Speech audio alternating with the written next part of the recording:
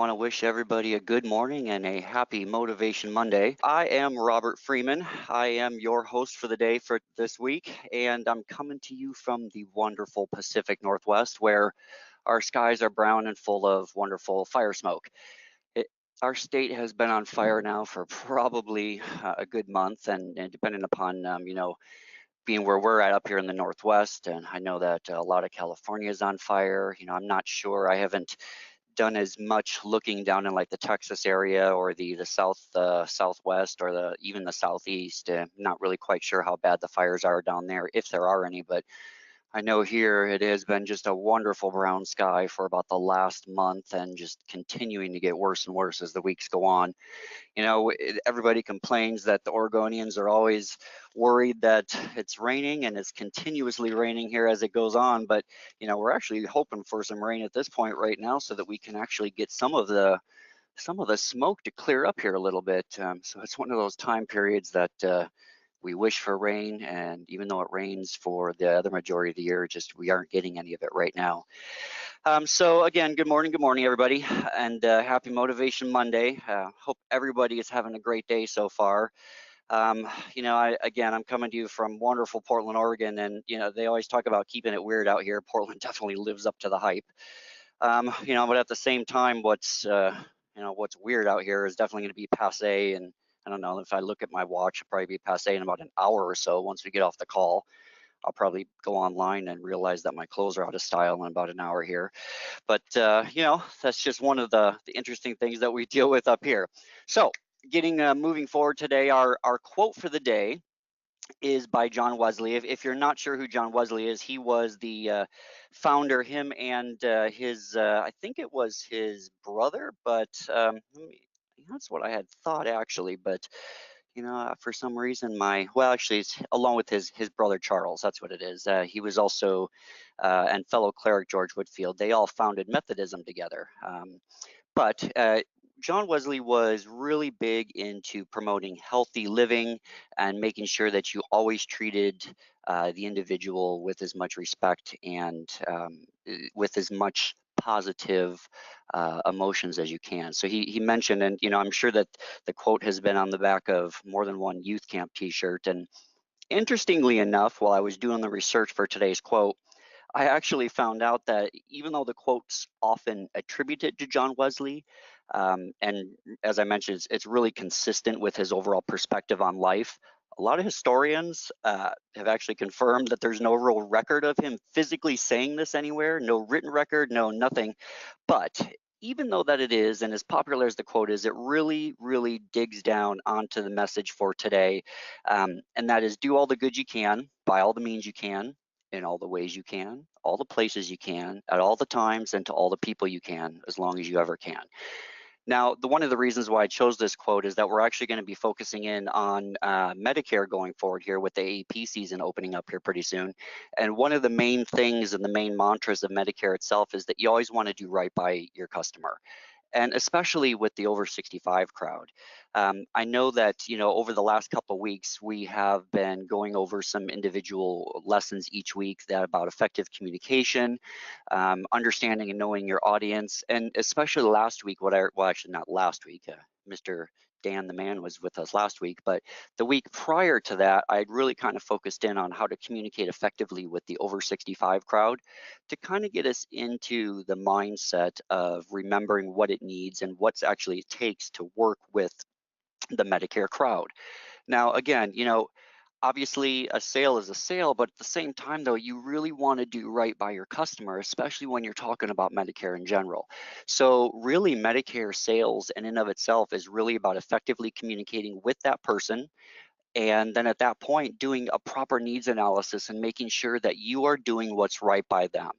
The nice thing about Medicare, and the thing that I've seen with the trends over the last 5, 10, 15 years, Medicare commissions and everything have been staying the same, pretty level. So if you get a customer and you maintain that sale and you get that person signed up and do right by them, that is going to be a residual that stays with you for many, many, many, many years to come.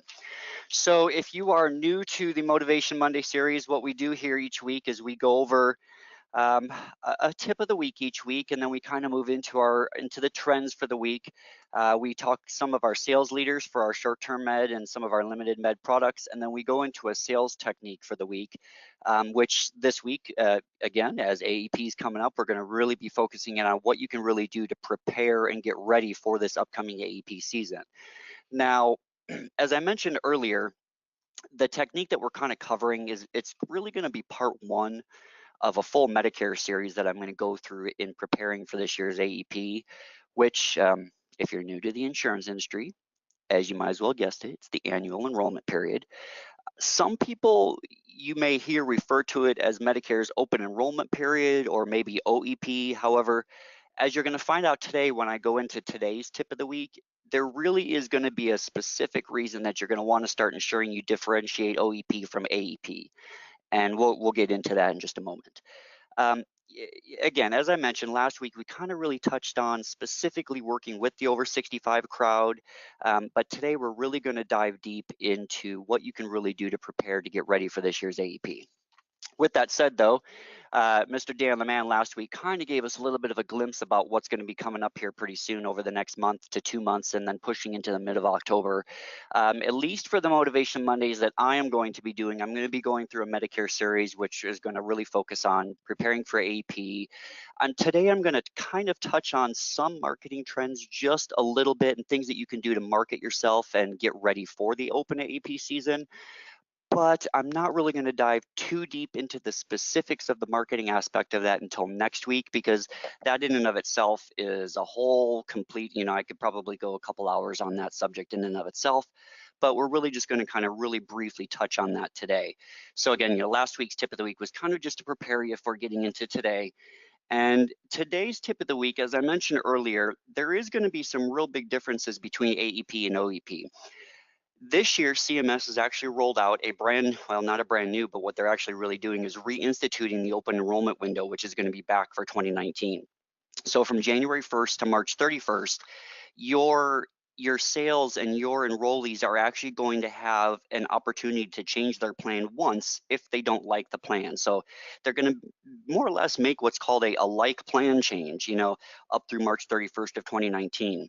It's not an extension of AEP per se, which of course, if you're not aware, AEP is from October 15th through December 7th every year. The AEP dates are going to remain unchanged, but what this is the new OEP is going to allow your clients to disenroll from their current plan and switch to a different Medicare Advantage plan one time only. Keep in mind, though, that this isn't really something that you should really openly be advising, because it's going to really just open it up for really bad communication sometimes, or there could be a lot of misinformation out there or even confusion on this. But this opportunity is there for you if your enrollee comes back to you after December 31st with a little bit of buyer's remorse and says, I didn't like that AEP, or I didn't like that Medicare Advantage plan that I got. I really would just want to go back on original Medicare and a Part D, or, I'm on original Medicare and a Part D plan, and I just really found this Medicare Advantage plan that I really think is going to work a lot better. They will have the opportunity this year for this window, for this 90-day window, to actually go back and do one plan change that's going to give them the opportunity to kind of get rid of that buyer's remorse. Again, not something that you should openly indicate to anybody that this option is available for them, because really what that's going to do is just open up a longer conversation. This is really there for the enrollees that just, sometimes things happen at the end of the year and they realize that, that Medicare Advantage plan is really going to take care of me a lot better than just original Medicare is going to. And that's what this is really going to be for. Personally, I think it's a really nice thing to do. I do know a lot of sales agents that are really hesitant about this, because the opportunity to lose an enrollee is there. However, if you think back to the quote, if you do right by your client and you do right by your enrollee, regardless if they do need to make that change, they're going to come back to you because you're the one that they really trust. You're the one that they want to do business with. So going into some of the trends for the week, we've actually had an increase in our short-term medical. NatGen is still strongly leading the way in this, and we've actually had, again, another increase in our fixed benefit, with VBA still leading. That is an amazing 3 weeks in a row for that. The fixed benefit through VBA is really doing well, and from what I've seen with any of the trends that are going on. In our supplemental area, there's been an increase in our accident sales with Golden Rule still leading the way. I believe that was the same way last week, so they are really holding strong in that area as far as the accident's concerned. No real big change in the critical illness with Colorado Bankers still holding strong in that area, just kind of a flat line. But you know what, though? That's still okay. We have plenty of time to kind of make that trend upwards. And there was an increase in dental this last week with Golden Rule leading the way as well. Now, going into what I know is my favorite part of our little discussion here for today is looking at our sales shoutouts for the week. Under our limited benefit area, we've had some slight changes on things this week. You know, Robert Swander is still holding strong this week at #1. I believe that he was #1 last week with Dan, and I think that he might have been down in second or third the week before when I was there. But you know what, Robert, great job. Keep that up. Jacob, we have in second place this year. He's back on the board in second, and Katya only just slightly, though, sliding down to the third spot this week. Great job, you three, and great job for everyone else that's up on the board as well, too. As I say each week, it's difficult for me to not be able to do just more than 3, but you know, I do know that everybody's working hard, and the sales numbers are showing that every week. On our short-term med side, in first place this week, we have a big shakeup really coming out of nowhere, and to regain the top spot this week was Cody. Excellent, excellent work, Cody. You weren't on the board last week, but you just rocketed back up there this week. Just after momentarily dropping out of the board, you know, Cody, really, really, really, really good job. Way to go, way to go. And to get back on the board, Katya is holding strong back here in second, and Andrew in third this week. Excellent job, everybody. Excellent job. Great work again to everybody on this. So moving into today's sales technique, as I mentioned before, just a quick reminder, what we're doing this week is we are going through our Medicare annual enrollment period, just kind of prepping and getting ready for that. What I've done for just the next few weeks is I have put on pause the main overall learning sales techniques that I had actually started in on a couple weeks ago. Previously, it would really been going on knowing and understanding your audience, which was our series opener, and then kind of working into the effective communication with the over 65 demographic. What we're going to do once the Medicare AEP season gets done with and we kind of push through these sales techniques over the next few weeks to 2 months, we're going to dive back into this and get back into the effective communication with the under 65 crowd, and then really kind of maybe touch on a little bit about how to do some research techniques and marketing strategies to learn more about your specific demographic that you're working with. Moving into today's lesson, though, what we're going to focus on here for this week and next week is really preparing for this year's annual enrollment period. So prepping for AEP really it's 4, 5, 6-fold, but there's really only a couple major things that you really need to focus on. So what we're going to go over today, though, is really just those general steps about how to prepare for this year's AEP. And again, as I mentioned earlier, just some real quick marketing tips to kind of prepare you and get you ready for doing what you need to do to market yourself and then market the products and the carriers that you're going to be working with. Next week, of course, what we're going to do is we're going to actually dive a lot deeper and focus on those marketing tips. And then even into the weeks following, we're going to talk about compliance, which is always a fun topic for everybody, right? Yes, compliance, staying compliant during this year's AEP. And then we'll move into a final topic of discussion on the 2019 OEP. And, you know, that part 4 of the series, it's really kind of up in the air right now. The 2019 OEP, it's really kind of self-explanatory. But if you guys have any thoughts of things that you'd like to cover about Medicare, please feel free to reach out to me and let me know. If you're not already aware, I am the Medicare trainer here for NatGen's for the department with Medicare specifically. So I'm going to really be focusing a lot on getting everyone ready for AEP. I'm really going to be touching on a lot of different subjects with Medicare 101, going into parts A, B, C, and D. And then, of course, even doing some deeper dives into some marketing and things of that nature. But again, if there are things that you do want to hear about, that you want to learn about, please don't hesitate to reach out to me and let me know. And I'm always available to adjust a little bit and put in any sort of a topic that you want to learn a little bit more about. So as we get enrolling into today's sales technique, what you really want to do for AEP, of course, is you want to get ready, and you're going to want to get ready to sell. But what do you really do first? You know, that's really the major question. I mean, there are so many different parts to Medicare, and getting ready to and preparing to sell it.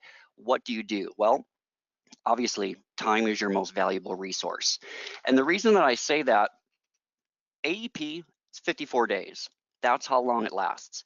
Once you really kind of factor in the days when it'll be difficult to meet with clients, like Thanksgivings and weekends, that window of opportunity shrinks really, really even smaller. It's essential to stay organized from the start. You're going to want to start reaching out to your clients as soon as you can on October 1st to start scheduling their annual plan reviews. If you anticipate a client may want to change plans, make sure to convey that message as well. And you also really want to be sure to get any call lists or leads in order before AEP itself, because if you're scrambling for those leads during AEP, you're really taking away from your overall selling time. So managing your time and managing those effective and those organizational skills, that's really your most valuable resource as these weeks dwindle down and the opening for AEP hits us. The second thing, of course, is preparation. There's a lot of things that you really need to do to prepare to sell Medicare.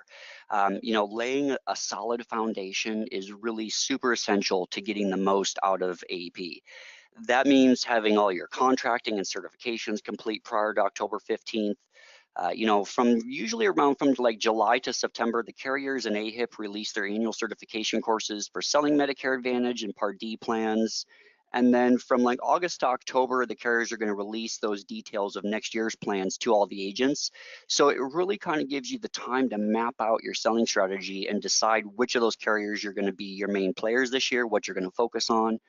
And then getting into AEP, knowing which plans will be the strongest and which products your clients are going to ask for, which we will also get into with demographics and marketing as the weeks go on, it really allows you to be super prepared when conducting those plan reviews. But obviously, as far as preparation is concerned, first things first, AHIP. AHIP is the National Trade Association representing the health insurance industry. AHIP's members more or less provide health and supplement benefits to more than over 200 million Americans through employer-sponsored coverage, through the individual insurance market, public programs such as Medicare and Medicaid.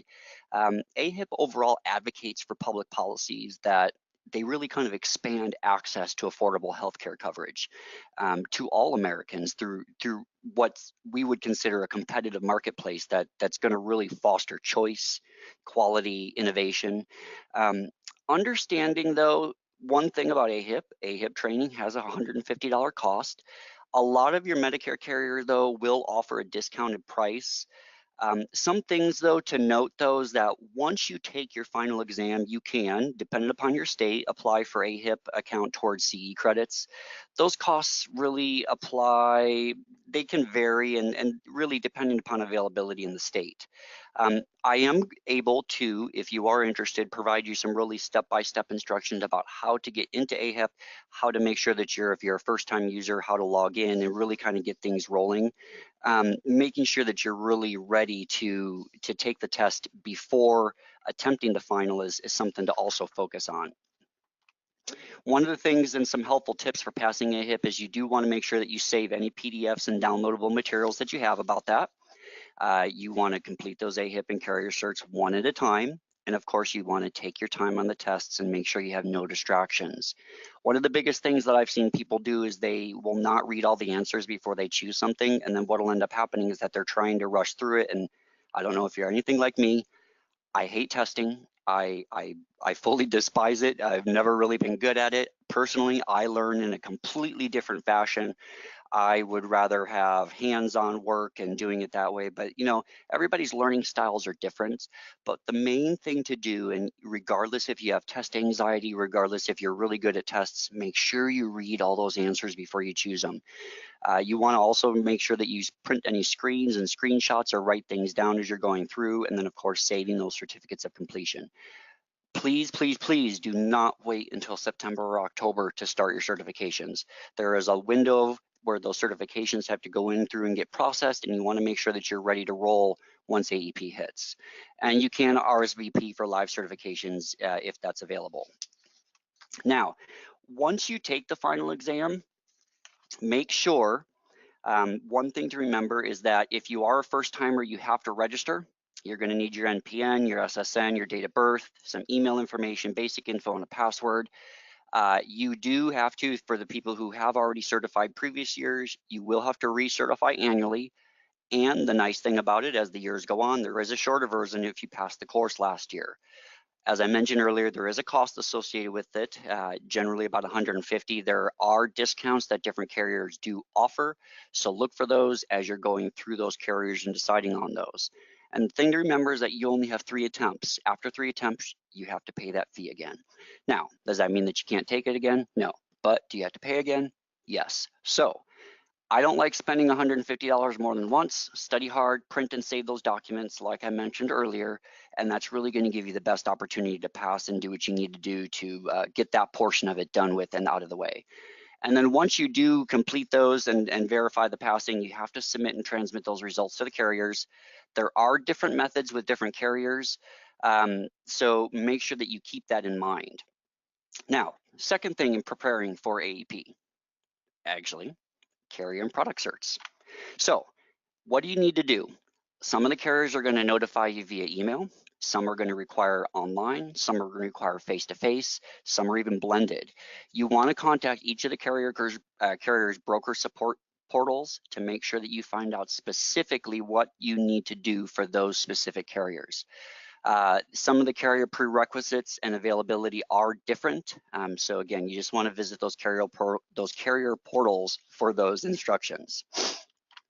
As far as the other part of the preparing for this is concerned, if I can continue to push forward here, is you want to make sure that you get your scope of appointments done. Scope of appointment is a CMS requirement. And again, who needs a scope of appointment? A scope of appointment is required for any one-on-one appointments with an agent. It should be signed by the beneficiary prior to the scheduled appointment time, prior to the sales presentation, in the case of a beneficiary walk-in, or prior to discussing any products not agreed upon in the original scope.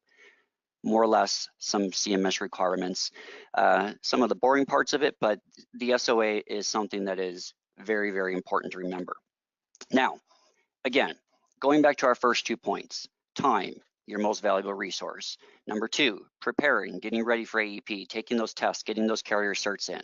Number 3, you want to focus on your client's retention. So one of the easiest things to do here, and something that Dan actually even talked about last week, is he focused on reviving old leads. So something that you can actually do is some of those old leads that you had before or your previous clients, you can actually really contact all of your current clients. Even if there are no changes to their current plans, it's really easy to get caught up in worrying about losing your clients, whose plans may have changed, but don't ever forget that your clients are another agent's prospects. I had really wanted to put that up as a quote today. Our technical glitches kind of got in the way, but you want to make sure that, again, you do not forget that your clients are another agent's prospects. So really make sure that you focus on your client retention deeply. This process can sometimes be daunting, and it can sound time consuming, but it really doesn't have to be. There's lots of different ways that you can focus on this and really get this done with quickly. You can create a letter that you can send out to your clients, letting them know you'll be reviewing their plans as the information becomes available regarding any of the changes in the market, and that you'll be in touch after October 1st to discuss any changes. So really provide an opportunity to pre-schedule an appointment. That's something to remember. If you give that opportunity to pre-schedule that, you're really taking care of those clients that are already there and focusing on the retention. And then again, as Dan mentioned last week, it's always a good time to revive old leads and take a look at your book of business as the weeks go on. Something that I wanted to put in this week in getting ready for AEP, and something to remember as you go into AEP, is remember to never leave money on the table. You don't ever want to make sure that you let potential cross-sells go unexplored. Anytime you're in front of a client, you should really be asking questions and getting those needs analysis done that could unearth any additional coverage needs that they might have. For example, if you're asking a client if they have a family history of cancer, it could possibly lead to a supplemental cancer policy sale. Remember, those sales don't have to be made right there and then, but making sure that you do explore those potential cross sales, that's really going to open that up to make sure that you don't leave any money on the table. You really want to help your client get their primary coverage first, then schedule possibly a follow-up meeting afterwards to make sure that everything went smoothly with the enrollment. And then at that point, When you still have their attention, you can use that opportunity to discuss the ancillary products that they could really be utilized to help provide them with additional protection. The last step for prepping for AEP in today's sales technique is really to try and think like a marketer.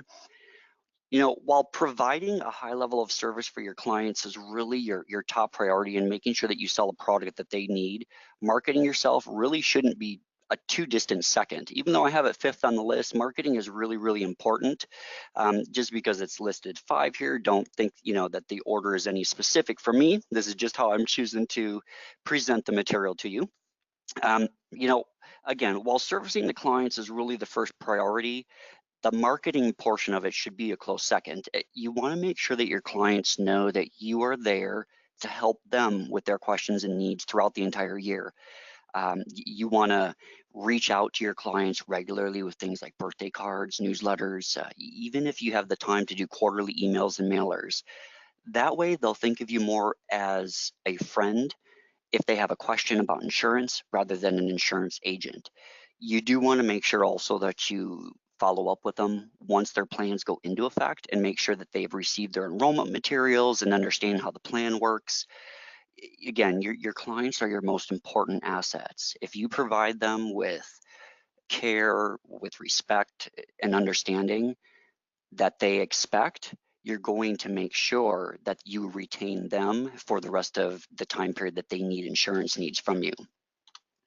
So real quickly, to jump into a little bit of marketing strategy, just for a small snippet and a small portion of this today, something that you can really do to create yourself in a brand is to make sure that you're creating your marketing plan. Your marketing plan and your marketing strategy is going to be different than anybody else out there. If you choose to market yourself on a website or a landing page, you can do so. You can familiarize yourself with carrier sites and quoting tools. You really want to make sure that you become the expert so that when they do come to you in whichever direction they have found you at, that you are going to be the expert that's going to help them with the needs that they need. Something that Dan likes to mention a lot is that making sure that your email signature tagline is appropriate, of course. Personally, I do agree with him wholeheartedly on this, that I'm not a huge fan of those signature taglines that have 15 different lines. It's got your name, your title, 2 phone numbers, a fax number, maybe a dial-up modem line that they can reach you on, and then any of the carrier's logos that are down below that take up the next 5 to 6 inches on the bottom of the email. And then, of course, there might be a quote of the day and maybe a comic down there. Nobody's really going to read it. Make sure that you keep it professional, keep it precise and specific and to the point, because the more professional that is, the more that they're really going to relate to you. Again, you want to contact all your existing clients via email or phone. I recommend doing both, and then let them know that you're doing health insurance again this year, seeing if they need any changes, and then going forward. And then, of course, lastly, they're contacting your current centers of influence, things like doctors, churches, CPAs, accountants, lawyers, and more. That's really going to help you get your marketing and your name out there.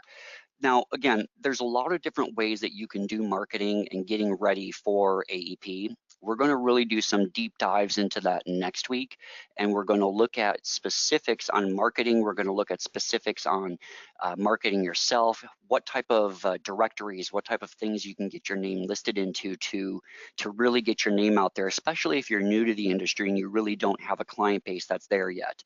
So next week's going to be really valuable as well too. So just a little bit of a wrap up as far as this week's sales technique and getting ready for the AEP this year. Make sure that you remember that time is your most valuable resource, and preparing in advance is key to making the most out of your time. You really want to focus on your client retention. Make sure to not leave money on the table, but then always think like a marketer at the same time. Now, again, as I mentioned earlier, if you have any questions about things that you want to go over during the week, if you have any questions about this specific sales technique or any of the tips from the previous weeks, please, please, please don't hesitate to reach out to us. You can email us at training@ahcpsales.com, or you can reach out to agency services there at the number listed. Again, I really wanted to end today again with our original quote for the day. You know, being that you can probably now understand a little bit better its specific meaning and the direct correlation with today's topic, you always want to make sure that you do right by your client and always do as much good as you can. Once you do right by your client and do as much good as you can, you are going to retain them and their book of business plus gain as many referrals as possible from that individual that you can, as long as you are treating them and doing what's right by them. I'm Robert. That was your wonderful Monday motivation for the day. I hope everybody else has a great week. And again, please do not hesitate to reach out to me if you have any questions. Everybody take care and have a great rest of your week this week. Talk to you later. Bye-bye for now.